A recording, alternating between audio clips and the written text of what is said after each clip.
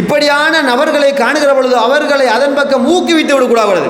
நம்மள நிறைய பேர் சிலருடைய வறுமையை எப்படி பயன்படுத்துகிறோம் தெரியுமா? சில பொறுப்புகளை நியமிக்கிற தருணம் இருக்குது, சில பொறுப்புகள் இருக்குது. இப்போ உதாரணமாக பள்ளி, பாடசாலை, சமூக மட்டத்தில் ஊர் தலைவர்கள், விளையாட்டு தலைவர்கள், பழைய மாணவ தலைவர்கள், கடை சங்கம், பொருளாதார இப்படின்னு சொல்லி தலைவர்களை நியமிக்கிற பொழுது நீங்கள் நல்லா பாருங்கள், சாதாரண பெட்டி கடை போட்டவனையும் நகைக்கடை வச்சிருக்கிறவனுடைய மதிப்பு எங்கே இருக்குன்னு பாருங்கள். முதலாவது ஹாஜியார். யாரை கூப்பிடுற? ஹாஜியார் யாரை கூப்பிடுவோம்? தங்கம் விற்கிறவரை கொண்டு முன்னுக்கு வச்சுட்டான், உட்காருங்க. அதே பெட்டி கடையில் ஹலாலாக இருந்து ஏமாத்தி இல்லாமல் நல்ல முறையில் அன்றாடம் தொழில் செஞ்சு வைக்கிற முதலாளியாக இருக்கிறவரோட செஞ்சுருப்போம். அது சாதாரண பெட்டி கடை ஒரு கிடுவை வச்சுட்டு குந்திட்டு இருக்கிறான், அவர் அவங்க நிற்பார். அவரை கருத்தை கூட கேட்கறது இல்லை. ஏன்? நம்மளோட உள்ளத்திலேயே ஒரு ஷைத்தானியத்தான ஒரு தன்மை இருக்குன்னு கேட்டால், நம்மளை விட தரம் குறைந்தவர்களை நாங்கள் மதிக்கக்கூடாது. நம்மளை விட தரம் குறைந்தவர்கள், பொருளாதாரத்தில் குறைவுள்ளவர்களை அவனோட கருத்தை கேட்கறது இல்லை. இப்படித்தான் வறுமை கோட்டுக்கு கீழால் இருப்பவர்கள் இன்னும் வறுமைக்கு கீழாலே இருக்கிறார்கள். தவறான யுக்திகளை கையாளுவதற்கு நாங்கள் வரையறையும் அடித்தளமும் போட்டு கொடுக்கிறோம். நம்மளோட ஊர்களில் யோசிச்சு பாருங்கள், இந்த ஊரில் இருக்கா இல்லை எனக்கு தெரியலை.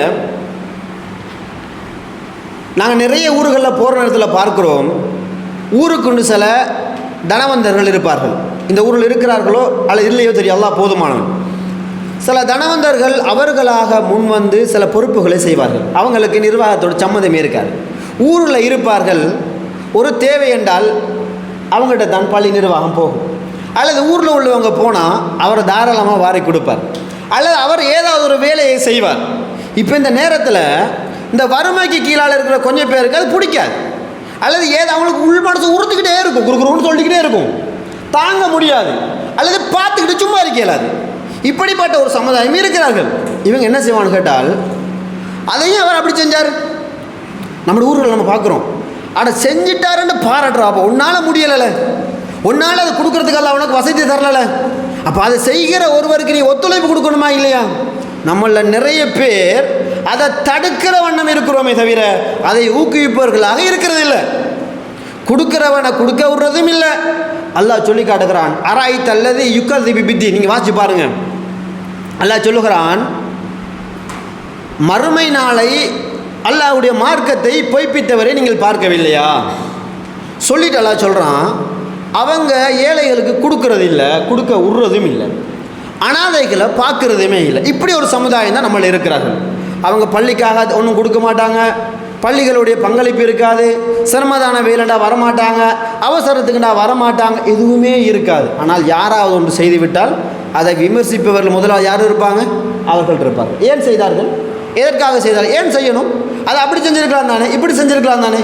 உறவுகளை இந்த விமர்சனம் எப்போது நம்மை விட்டு போகிறதோ அப்போது தான் நஃபக்குத்தன்மை, அந்த நிஃபாக்குடைய தன்மை இருக்குல்ல, அந்த தன்மை நம்ம விட்டு போகும். நம்மளை நிறைய பேர் இப்படி சொல்லியே நல்லறம் செய்கிற நல்ல மனிதர்களை கூட கொடுக்காத கயவர்களாக மாற்றி கொண்டு இருக்கிறோம். செய்கிறவர்களை குறை சொல்லி இவர்களுக்கு செய்வதை விட, இவங்களுக்கு கொடுத்து நான் சந்தோஷப்பட்டு ஏற்றி வாங்குவதை விட கொடுக்காமல் இருந்து அல்லாஹ்விடம் பாவியாக போது நல்லம் என்று நினைக்கிற அளவுக்கு நம்முடைய சமுதாயத்தில் இன்றைய வளர்ந்து வருகிறோம். இப்படித்தான் பொருளாதாரத்தில் இருப்பவர்களை நாங்கள் அப்படியே தள்ளிக்கிட்டு போகிறோம். அதே போல் பொருளாதாரம் இல்லாதவர்கள் கதைச்சி மட்டம் தட்டி கொண்டே போகிறோம். எந்த பதவியிலையும் இல்லை, எந்த பொறுப்பிலையும் இல்லை, எந்த முன்னுரிமையும் இல்லை. இப்படி ஒரு சமுதாயமாக இந்த ஊரில் இருந்து விடக்கூடாது என்பதை நான் உங்களுக்கு கேட்டுக்கொள்கிறேன்.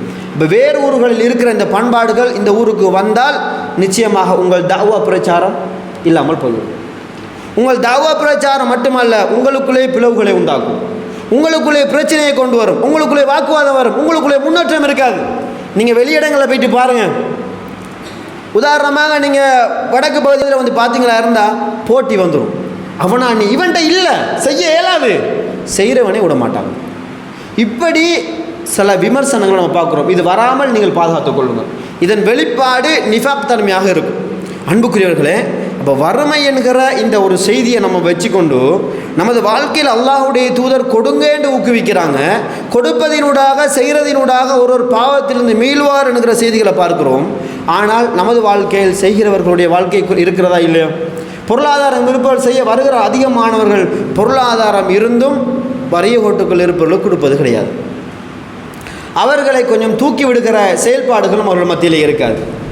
அவர்கள் செய்கிற செயல்பாடுகளை அவன் ஒரு குடிகாரன் அல்லது அவன் ஒரு திருடன், அவன் உருப்பட மாட்டான், அவன் சொல்வதை கேட்க மாட்டான், அவன் சொல்வதற்கு எதற்கும் அங்கீகாரம் தரமாட்டான் என்று அவர்களை ஒதுக்குகிறவர்களாக நாங்கள் இருந்து வருகிறோம். அல்லாஹ்வுடைய தூதருடைய இந்த நபித்தோரின் வாழ்க்கையை நமக்கு சொல்லுகிற செய்தி என்ன தெரியுமா? யார் எப்படி இருந்தாலும் உன்னுடைய எண்ணமும் உன்னுடைய செயலும் சீராக இருந்தால், நான் கொடுக்கிற நான் என் எண்ணமும் என் செயலும் நோக்கமும் சரியாக இருந்தால் நிச்சயமாக அந்த மனிதன் திருந்தி என்னை போல நாளை மறுமையில் மாறுவான் என்கிற செய்தியை நமக்கு உணர்த்தி காட்டுகிறது.